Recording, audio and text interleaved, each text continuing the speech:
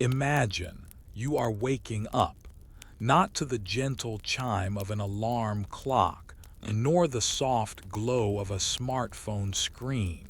You awaken because the sun, a merciless tyrant, has decreed it. Or perhaps because the incessant crowing of a rooster has finally pierced the thin veil of your troubled sleep. The first thing you notice is the cold, a deep, penetrating cold that seems to emanate from the very earth beneath you, a damp chill that clings to your bones. You are not nestled in a soft mattress. You are lying on a packed earth floor, or perhaps a rudimentary wooden bed frame, upon a sack filled with straw, and you are not alone. As you shift, you can feel the subtle, irritating presence of your constant companions, fleas, lice, and other unseen creatures that share your meager bedding. There is no electricity, no central heating, no escape from the raw, unfiltered reality of the world. This is not a historical reenactment.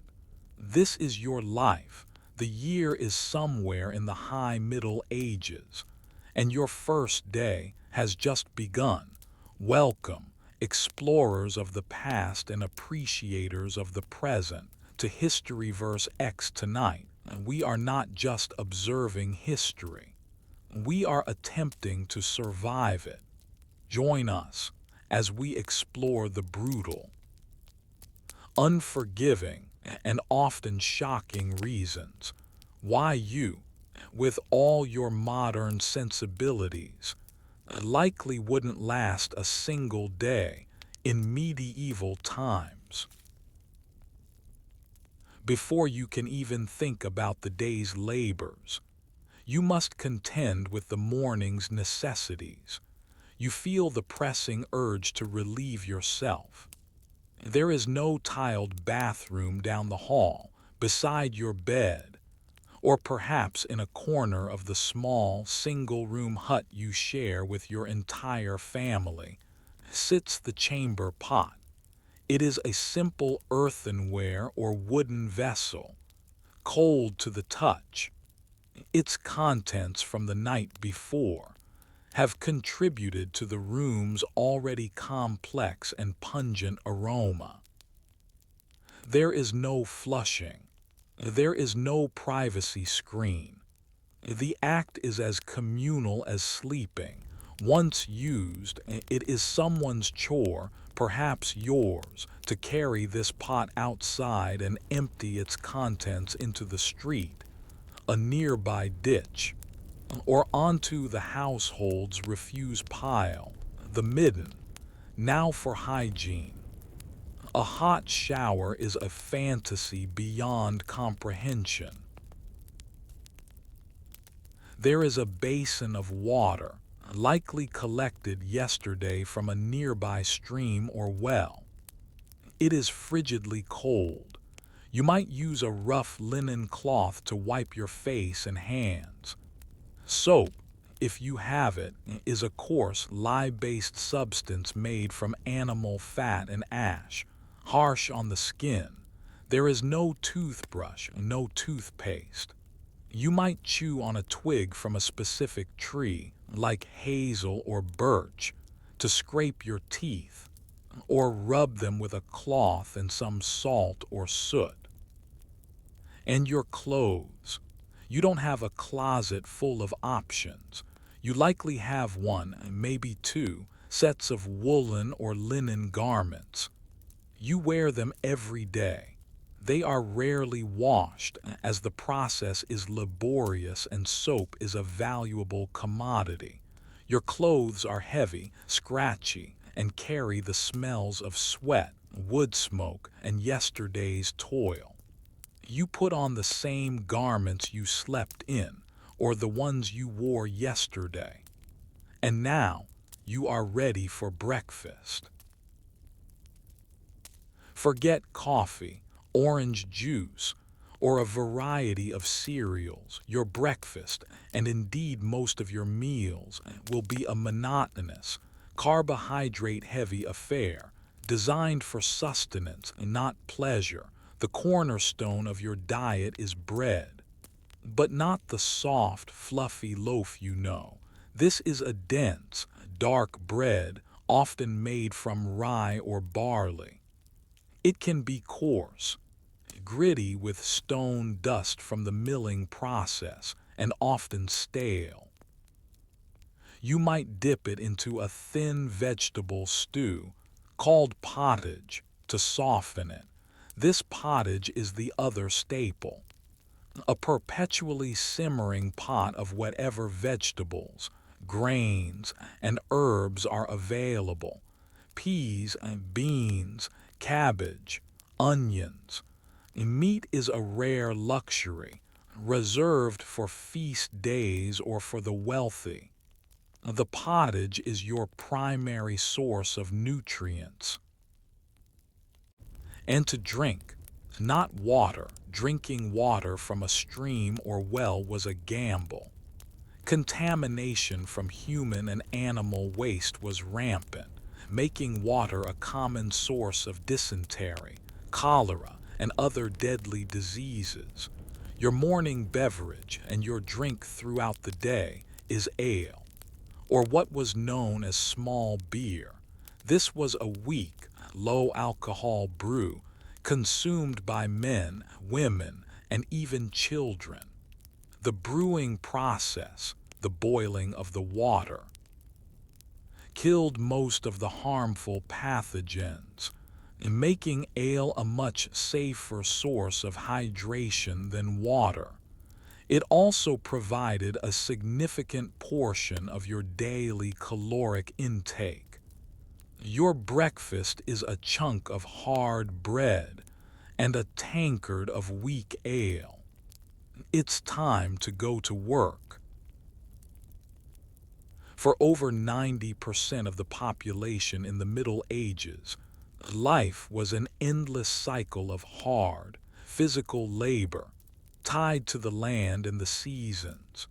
If you are a peasant, your day is spent in the fields. From sunup to sundown, you are plowing, planting, weeding, or harvesting, depending on the time of year.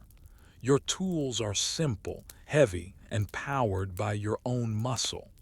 A wooden plow, perhaps pulled by a gaunt ox. A heavy scythe for mowing hay. A sickle for harvesting grain. There are no safety regulations. No weekends off, except for holy days. The work is back-breaking, repetitive, and essential for the survival of your family and your lord. A failed harvest does not just mean a bad year, it means starvation.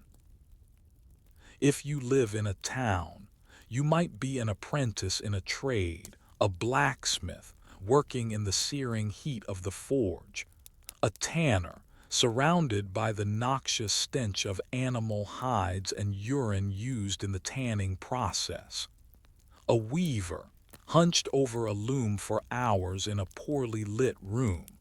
The work is still physically demanding, the hours are long, and the pay is meager. Every task we now accomplish with machines was then done by hand. Cutting wood, carrying water, grinding grain, and mending clothes. Life was a constant expenditure of physical energy, leaving you exhausted by day's end. Let's say you need to travel to the next village, a mere few miles away. This simple journey is fraught with dangers we can barely comprehend. There are no paved roads. The roads are often little more than muddy, deeply rutted tracks. After a heavy rain, they become impassable quagmires, capable of swallowing a cart axle or pulling the shoes right off your feet. Sanitation is non-existent. The streets of a medieval town were open sewers. People threw their household waste, including the contents of their chamber pots, directly out of their windows, often with a perfunctory shout of Gardez-le, from the French gardes l'eau, watch out for the water. The streets were a foul-smelling mixture of mud, animal dung, rotting garbage, and human excrement, a perfect breeding ground for disease. And then there is the threat of violence. The rule of law could be tenuous, especially in remote areas. Travel between towns meant risking an encounter with bandits, desperate outlaws who would not hesitate to rob and kill for a few coins or a loaf of bread. Even the forests, which seem so idyllic in fairy tales, were dark and dangerous places, home to wolves, boars, and other potential threats. You would not travel alone if you could help it. And you would certainly not travel at night. The coming of darkness brought an end to all safe movement. The world shrank to the small, flickering circle of light cast by a candle or a hearth fire. You've made it through most of your day. You're tired, you're sore, but you've survived. But then, a simple accident happens. While chopping wood, the axe slips, leaving a deep gash in your leg. In our world, this is an inconvenience. A trip to the emergency room, stitches, an antibiotic shot, and a few weeks of healing. In the medieval world, this simple cut is a potential death sentence. There is no understanding of germs or infection. The wound might be washed with water from that same questionable well, or perhaps wine. A poultice of herbs and cobwebs might be applied to stop the bleeding, but sterilization is an unknown concept. The knife used to trim the wound is not clean. The cloth used for the bandage is not sterile.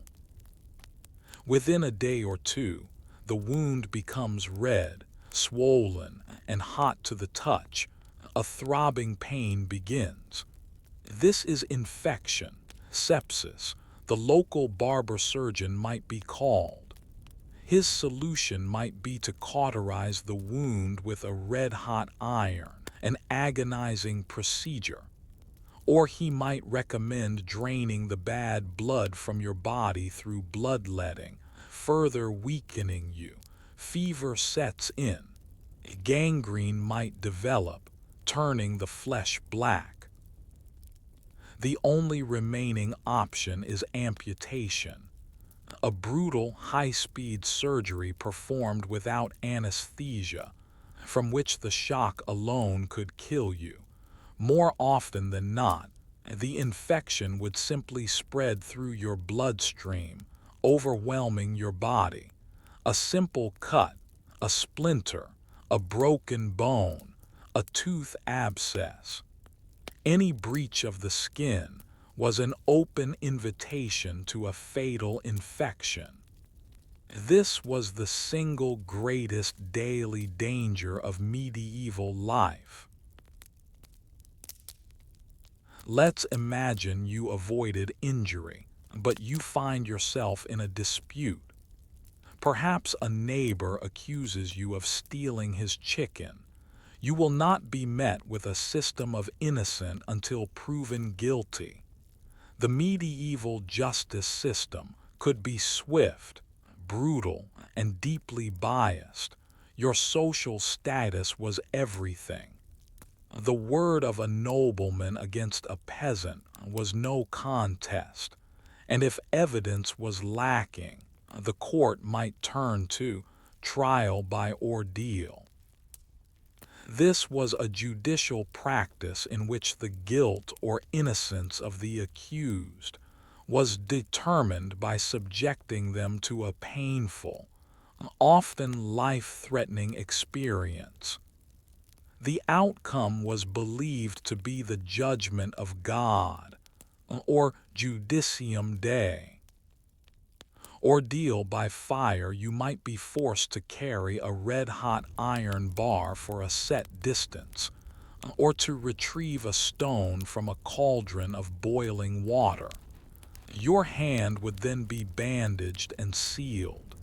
After 3 days, the bandage was removed. If the wound was healing cleanly, you were declared innocent, as God had intervened to heal you. If it was festering and infected, which was almost always the case, you were guilty. Ordeal by water: you would be bound and thrown into a river or pond. Since water was blessed for the ceremony, it was believed that the pure water would reject the guilty. Therefore, if you floated, you were guilty and would be pulled out to be executed. If you sank, you were considered innocent, though you might have already drowned in the process of proving it. This was not a system designed to find the truth. It was a system designed to end disputes, reinforce authority, and place the ultimate burden of proof in the hands of God.